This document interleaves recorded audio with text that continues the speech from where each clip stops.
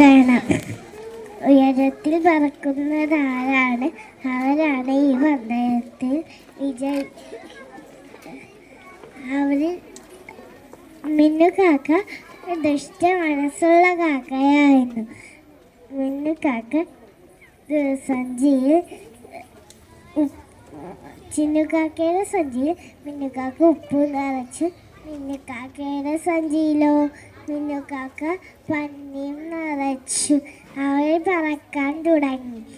വാഴുള്ള സഞ്ചിയിൽ ഉപ്പ് ഉള്ളത് കൊണ്ട് ചിന്നുകാക്കയ്ക്ക് നല്ല ഉയരത്തിൽ പറക്കാനായിരുന്നില്ല.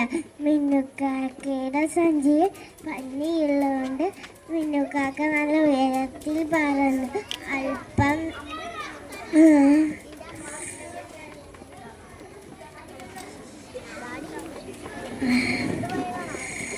അല്പം സമയം കഴിഞ്ഞപ്പോൾ മഴ പെയ്യാൻ തുടങ്ങി.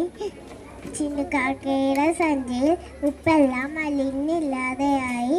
അതേസമയം മിന്നുകാക്കയുടെ സഞ്ചിയിലോ പന്നിയെല്ലാം നനഞ്ഞ് ഭാരം കൂടി.